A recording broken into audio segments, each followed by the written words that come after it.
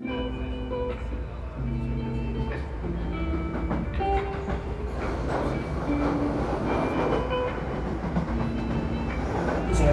at Denmark Hill.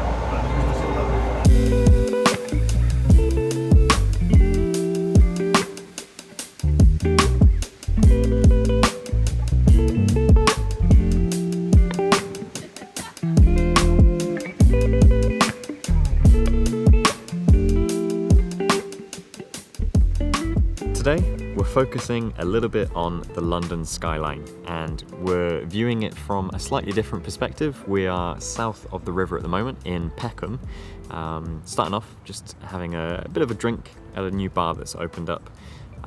This bar is called Skylight, but we are about to head into Central, and yeah, following on from the end of the last vlog when I was out and about in London, which was filmed in July. I know I only published it about a week ago or so, but one of the comments that I reminded myself there is, wouldn't it be great to go up some other tall buildings in London, such as the Shard? And that is the plan today. We're going to end up going up the Shard. This is it's an alright view, by the way.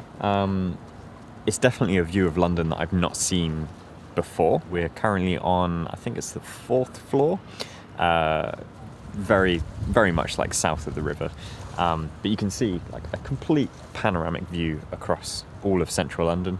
I've taken a few shots around here. So I've got the Fuji X-T4 with me and the 50-140, which is actually the longest lens that I have for any of my cameras, given crop factors and everything. If I really wanted to get in close, I'd probably want something like a 250, maybe 400mm at this range. And not that I want to complain about things, but it would be great to just be one story higher, just to crop off some of these tall roofs and buildings that are in front of us. But otherwise, rooftop bars are always a good thing, even if you're only just grabbing a drink. Just for reference, by the way, I'm still toying with Capture One. I'm back and forth between Lightroom and Capture One. I'm using Lightroom to organize my stuff, and Capture One, I'm sort of editing some things. I struggle a little bit with the organization there. Definitely seeing benefit to the Fuji files when editing with Capture One, but I'm still more familiar and faster with editing with Lightroom. So it's an interesting thing. I'm kind of caught between two worlds at the moment. A little bit frustrating, but at some point I will hopefully make a dedicated decision of what's going to be my editing software. Lightroom is just desperately needing some sort of update and optimization and redesign and just overhaul. But until then, yeah, I'm kind of, it is what it is. Well, so far this is just a vlog of me leaning up against walls talking to the camera. We've now come down to Rotherhithe, and we're making our way westward towards the Shard, and just walking around. The lighting is very weird today. It's like we've got rain clouds and then patches of blue sky. And I struggle with these types of clouds for photography because the clouds themselves are really dark, but then you got this backlighting that makes the edges really bright, and they just end up looking a bit like crappy HDR. It's been a weird one with the weather this summer. We've not really had much of a summer at all. There was that moment in June when I made all the Fuji JPEG videos, which I'm glad I capitalized on. But otherwise, it's just been a grey cloud, and I hate to be that British guy who talks about the weather, but it really has just been that grey cloud for the last 2 months or so. It's tricky because I feel like I connect so much of my emotion to the weather. And the trouble with making videos is that when talking to the camera itself removes probably about 20 to 30% enthusiasm from your voice. And so you kind of have to elevate it and just accentuate it. Because I'm connected with the weather, when the weather's a bit moody and a bit glum, it makes me feel that way. But when it comes to photography, I don't necessarily want to be taking photos in bright blue sky. I love it when it's really moody. So it's such a conflict, you know, what I want to take pictures of, but then also what gets me excited talking to camera. I was just thinking, I guess I'm kind of like a solar panel. Like, I recharge and get my energy from the sun. SAD is, like, it's a real thing, isn't it? Well, with the solar panel, you're consuming all the energy during the day, and then it powers you at night time. That is so true. I am a solar panel. Yeah, and battery recharge for those late night you know, antics of staying up, editing, gaming, and all sorts. Yeah, new metaphor. I am a solar panel. Who else is a solar? Let me know if you're a solar panel down below. Just drop an emoji of the sun if you are. All right, Fuge. Interesting perspective for those who know London or have a keen eye. That area over there is where we were down on the riverside, like literally on the water's edge in the Wapping video. So we are on the complete opposite side of the river now. And for the previous vlog that we were out shooting, up there, that is the Sky Garden on top of the walkie-talkie. If you haven't seen that video, then go and check it out. We were trying to explore like travelers, which is kind of what we're doing today, I guess. We're out and about to do a bit of exploration around a single sort of concept, in the same way that when we travel, we'll base things around a viewpoint or a tall building that we want to go up, and then we'll sort of fill in the gaps and other things around. And the sun is coming out, and so is my energy. It's lifting up. Isn't this brilliant?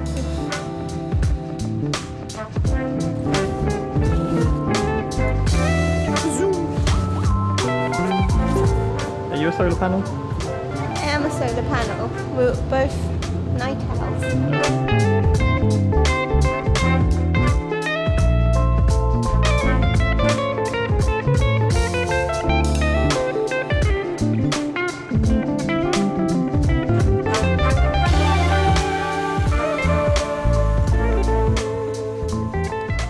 When I was making the last vlog about being a tourist in your home city, it reminded me of the first time that I came to London, which was about 21, 22 years ago, when I was, 8 or 9 years old, just at the turn of the millennium. This was when I got my first point and shoot 35mm camera, and I remember distinctly one of the days coming around here and getting a whole 36 exposures of Tower Bridge opening.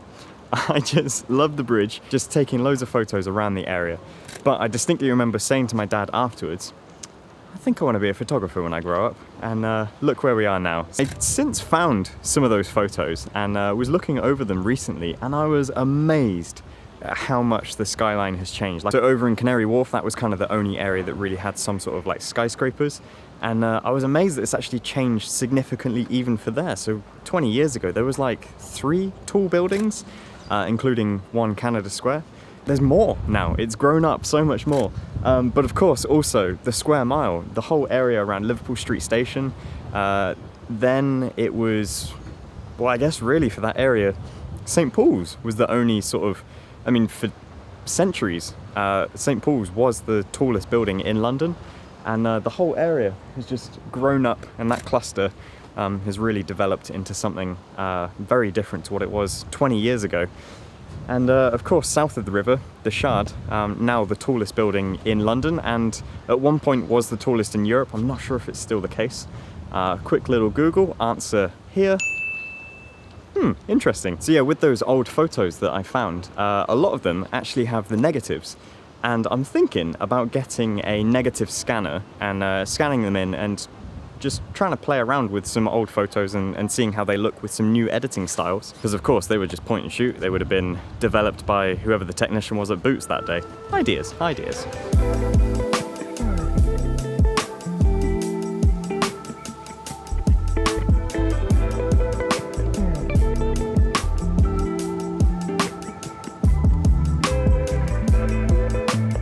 It is getting close to sunset time. We're about an hour off from there. I've actually just sat down and filmed a little video about this, which is my favourite iPhone camera accessory for the moment. For the moment! Didn't even plan that. So if you want to go and watch that video, I'll drop a link up here.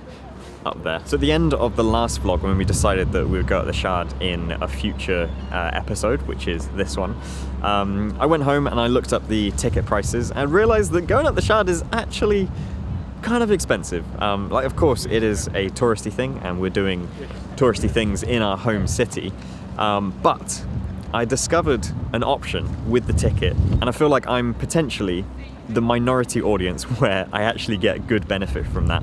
And that is an annual season ticket. Of course, it's even more expensive than going up an individual time, but you get unlimited trips up, and of course, with the weather changing all of the time, sometimes we get fog that comes through London, and the Shard is actually above it. There's opportunity to experience views of London year round with unlimited access. So I've bought one of those, and I think I'm justifying it in my head that as a photographer and someone who enjoys seeing views like that, I am that small minority that will benefit from paying more.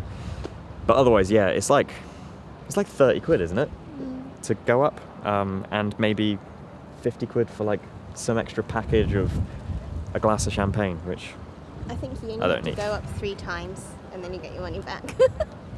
Yeah, that's true. It's like £80 for unlimited views, Yeah. which means, yeah, going up like 3 and a bit times is enough to cover the cost of it. So I can justify that. That's all right, yeah. Yeah, because we're always in this area. I mean, yeah, that's very true. We're always here. So if we end up going up the Shard in future vlogs, that will be why. All right, let's go collect that pass and head on up.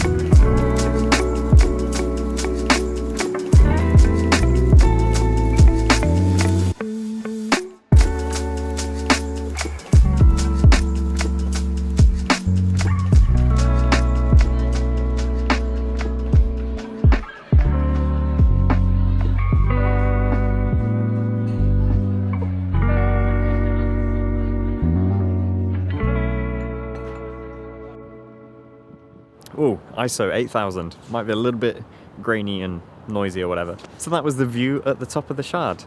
And it's been, I think, 9 years since I went up there, and that was only my first time. So this obviously being my second time, but now that we have annual passes, I think we might make a frequent thing of it.